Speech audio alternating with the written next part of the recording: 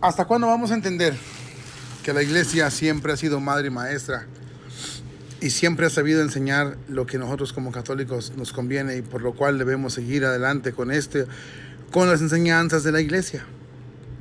Desde que se empezó a perder la noción de que la iglesia es madre y maestra y nos enseña, es guía, el católico ha cometido muchísimos errores. El Papa San Pío V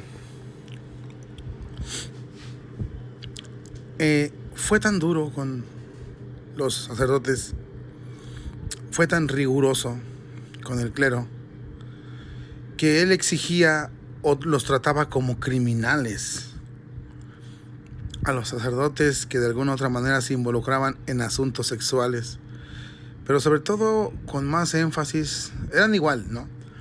Pero él puso el dedo en la llaga, sobre todo en los que acosaban o practicaban las relaciones homosexuales. El clero, vamos a hablar del clero. Ya los demás laicos es otra historia, que también es malo, por supuesto, pero ahorita vamos a centrarnos en el Papa San Pío V. Él los trataba como criminales a los sacerdotes. Una vez más, sacerdotes. Ok, 2 veces sacerdotes.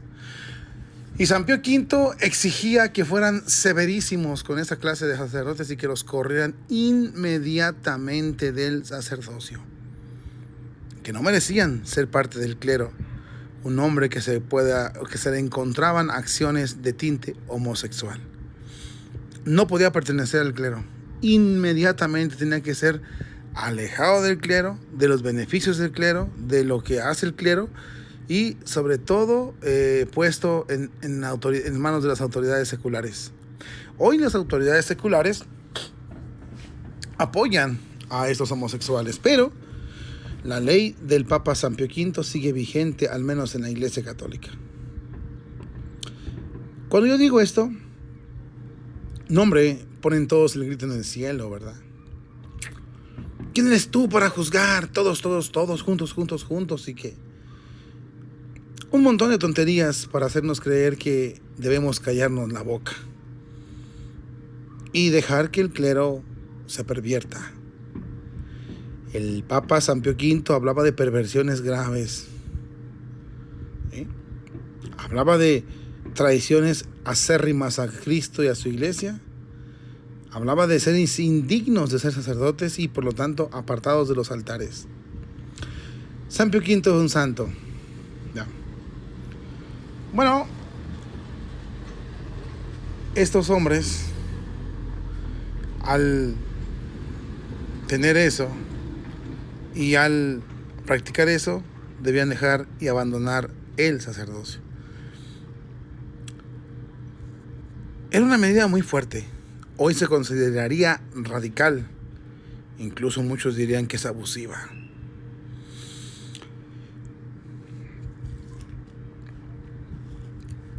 Como no se le hizo caso al Papa Santo, 1500 y cacho cuando se dio este documento, hoy, después del Concilio Vaticano II para acá, fue cuando podemos juzgar un poquito más concretamente. Se dio una desbandada, una desatada, que encontramos abusos sexuales por parte del clero en abundancia en todo el mundo. Pero lo más triste es que hoy los gobiernos, la opinión pública, tienen a la iglesia de los, como dicen, del sartén por el mango. La tienen literalmente en sus manos. ¿Por qué? Porque llegas tú a una parroquia, llegas a una conferencia episcopal, ¿sí? Y les sacas un informe de abusos y con eso los doblas. Es nomás cuestión de orquestar un puñado de denuncias, descubrirlas o fabricarlas y poner a la opinión pública al frente, periódicos de alta gama, periodistas viperinos, algunos rigurosos, pero más que nada viperinos, Y empiezas a desprestigiar a la iglesia creando un ambiente de desconfianza, descontento y a manipular, por supuesto, a las masas para que arremetan contra la iglesia católica. Puño de víctimas exigen justicia a la iglesia católica y las indemnizaciones son tan grandes que muchas diócesis no pueden pagar. Y entonces llega papá gobierno y dice, mira, nomás cédeme lo que yo te estoy pidiendo y yo me hago cargo de lo demás. Eso le pasa a la iglesia en muchas partes del mundo. Hoy lo vemos en España, en México, en todas partes. Por ejemplo, en España traen un pleito por la cruz, donde está la cruz más grande de España, que se llama Valle de los Caídos, una basílica, que quiere el gobierno profanar la fuerza. Y entonces, como el clero ha resistido, los monjes que estaban ahí resistieron, convencieron a la conferencia episcopal acusándola de abusos.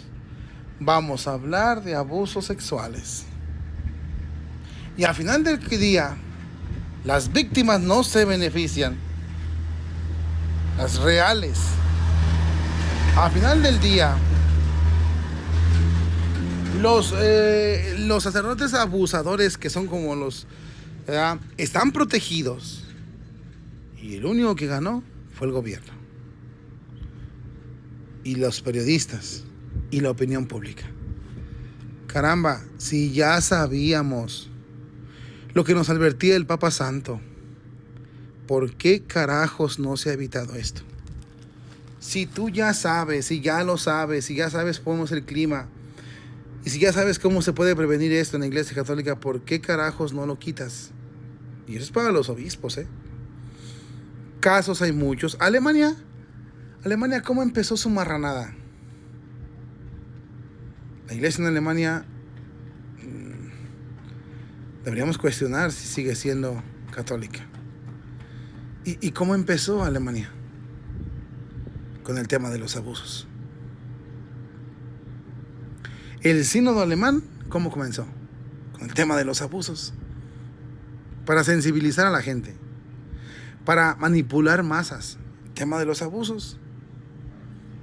Para desviar la atención de las masas, el tema de los abusos. ¿Y dónde vamos en Alemania?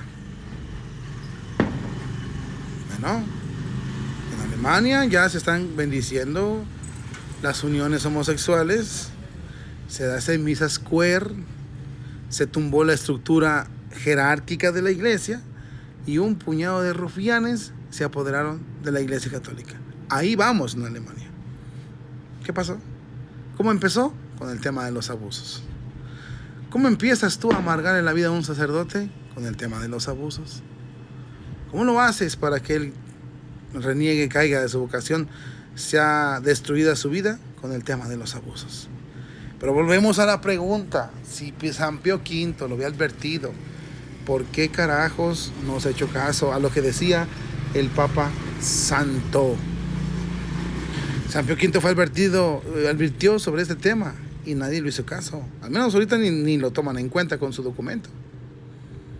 No siguen su enseñanza. Y tenemos la iglesia atascada de estos problemas. Unos falsos, unos correctos, pero en realidad las víctimas son las que menos se benefician. Tenemos el caso del padre Marco Rupni. Él sigue predicando, sigue viviendo en la iglesia, cobrando su sueldo. ¿Quién lo va a juzgar? Nadie. Hasta ahorita, nadie. Y fueron más de 20 víctimas adultas. En su mayoría fueron de tinte heterosexual, casi 100%, pero fueron abusos. ¿Quién lo va a juzgar? ¿Por qué no entendemos lo que dijo el Papa San Pío V? Por no entender, estamos con esos problemas en la iglesia que a todos nos cuesta defender, tanto laicos como sacerdotes buenos, como obispos buenos, como cardenales buenos. Tenemos que poner la cara para defender a la iglesia de cosas que otros sinvergüenzas hacen en la iglesia católica. ¿Hasta cuándo? Yo me pregunto, ¿hasta cuándo